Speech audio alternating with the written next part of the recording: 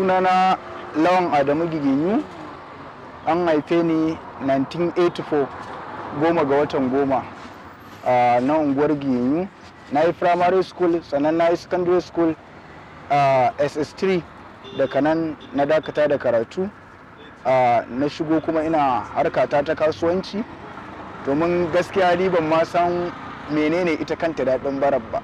Na fara ta shi kuma kaɗar da hankali na da kanta, saboda na shigo na yi cuɗanya da 'yan uwana masu bukata ta musamman wanda suke da sana'a, suke ƙoƙarin sana'a. Kawai shi na shigo cikinsu shekara 26 kenan ina wannan gwagwarmaya ta harkar sana'a. Na sai da kati a nan Lafiya Road, daga nan na koma harkar sana'ar walda, duka ina yi a cikinta kuma har gobe sana'ar waldan nan ina kanta. Ina da injin walda, ina da komai. Abin da ya rage min wanda ba ni da shi shine janareto, dan da yana da janareto shine abin da zai sa in bunƙasa gurin. To amma shi na ga yaya za in zauna saboda ba ni da janareto kuma in zauna ba na sana'a. Shi na zo muka haɗu da 'yan uwana gaba ɗaya, shi muka haɗe na haƙura da wancan, na zo na rungumi ita wannan sana'a da muke yi ta wannan harkar lemuka ɗin nan. Saboda ni a duniya abin da ban yarda da shi ba, ko kuma kalmar da an ka gaya min nake jin ciwonta a rayuwata, shine na farko ko ka kira ni da kalmar gurgu ko kuma ka ce ba zan iya ba.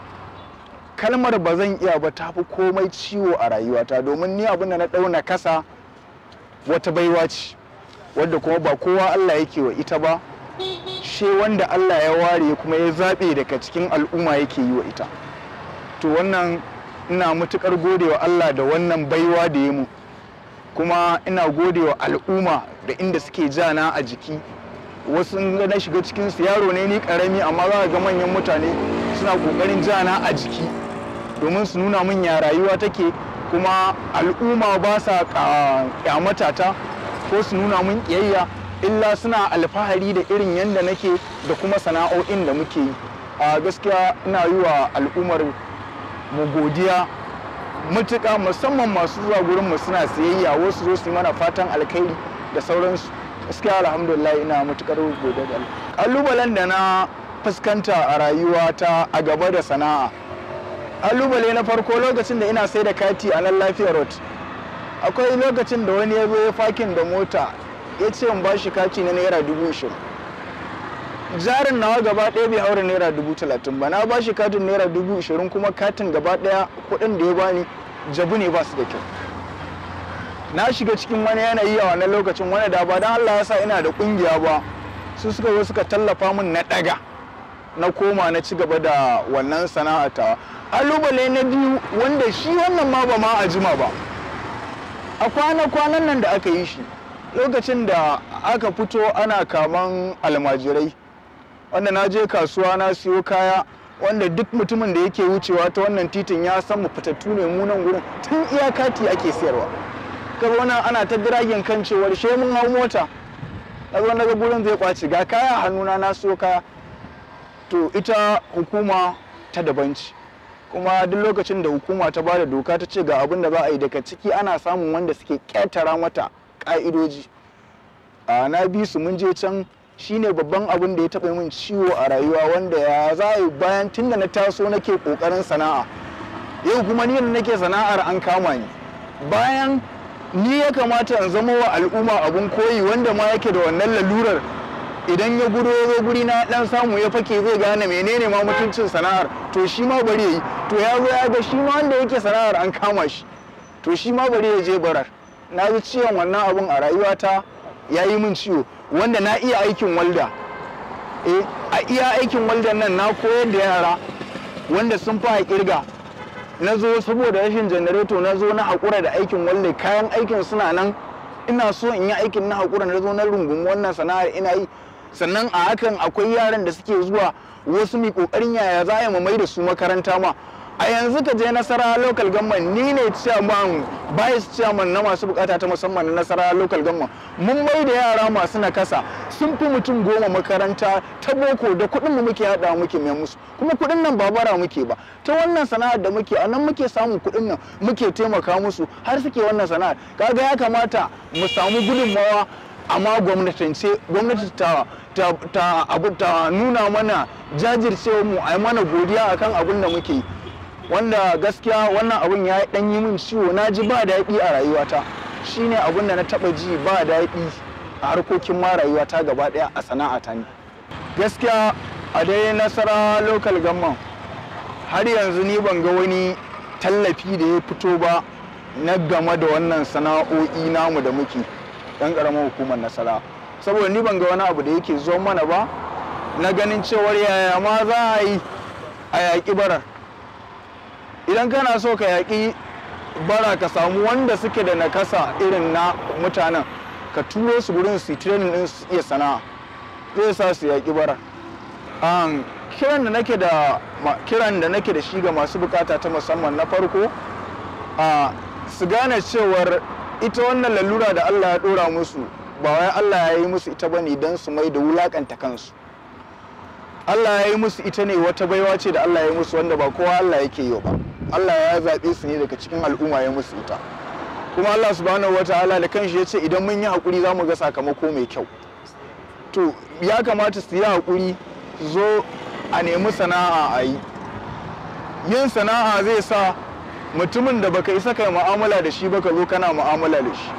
A nan gurin muna mu'amala da mutane da yawa, wallahi wani an ce kai mu'amala da shi baka isa kai mu'amala da shi ba. Akwai manya ma wanda ba su isa su mu'amala da shi ba, amma shi yana son ka saboda wannan sana'ar da kake, yana son ya zo sayayya a gurinka.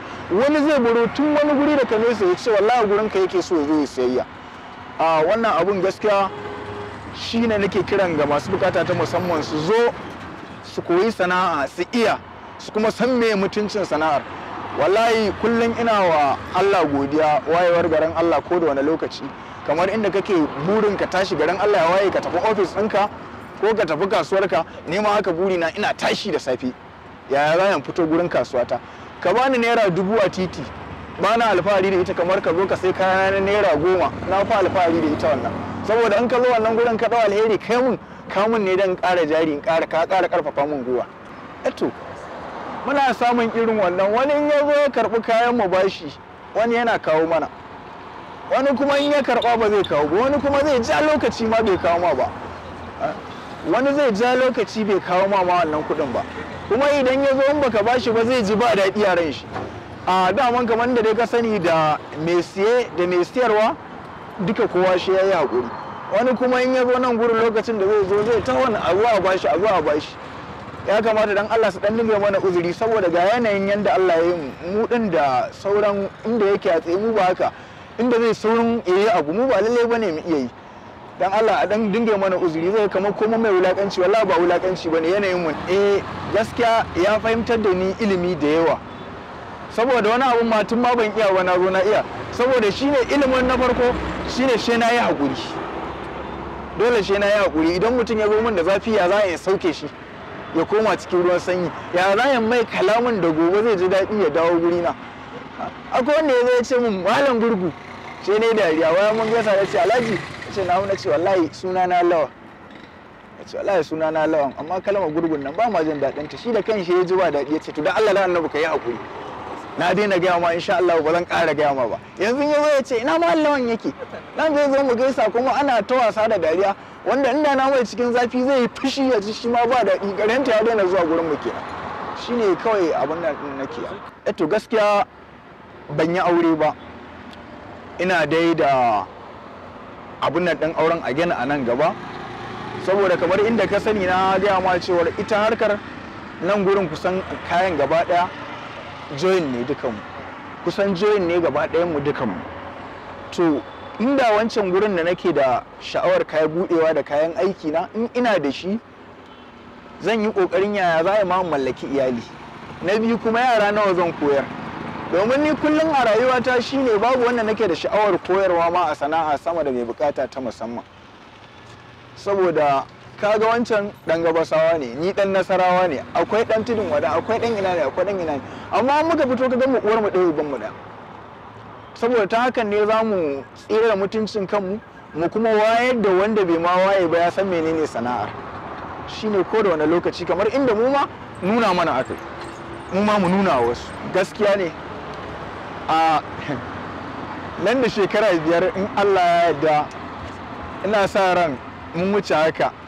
Na farko za mu buɗe katon provision, na biyu kuma kamar inda wancan gurin garejin gyaran mota yake, haka kuma nake so in Allah da zan mallaki guri kuma zan mai da shi garejin walda, kuma insha Allah ina da kokarin yin hakan. Ba wai iya mai nakasa ba ne zai amfana da wannan gurin, asafirla ba mai nakasa ba, mai bukata ta musamman don bai nakasa ba, ba iya shi bane har masu lafiya za su amfana da wannan gurin, domin nan gurin ma da kake gani ba wai iya mu kadai muke amfana ba, akwai da dama wanda suke zuwa su ci abinci a karkashin gurin nan, kuma alhamdulillah muna ganin amfanin abun. Na iya kekuna, na iya lilika da slicer, duka komai na iya, kuma babban abun alfahari shine fa wadda ta dau nauyi na je ne wannan training din nan fa ba fa yan Najeriya bace, yan Lebanon ce ta dau nauyi na shekara 1, duk sati na transport naira 1000. mu uku ta dau nauyin mu muka je muka yi wannan training din, ta zo ta sai kayan aikin nan ta bani. Abin da ya rage ban da shi shine wannan generator. Nan na yana da generator da tun na bude gurin a yanayin gwagwarmaya tsakanin mai garin Giginyu da Kawo da Badawa, inda suka yi ta kokari sai an bani guri temporary a nan bus stop din Kawo, kuma na samu gurin saboda ba generator din ga yanayin wuta, dole na hakura ban yi ba. Wanda wallahi ko a je da mai garin Giginyu ya ce me isa baka fito ba, nake ga mai Allah wallahi ga abin da yake faruwa. Amma ina mutuƙar jinjina mai garin Giginyu da al'ummar Kawo da Badawa inda suka yi kokari akai wallahi. Assalamu alaikum.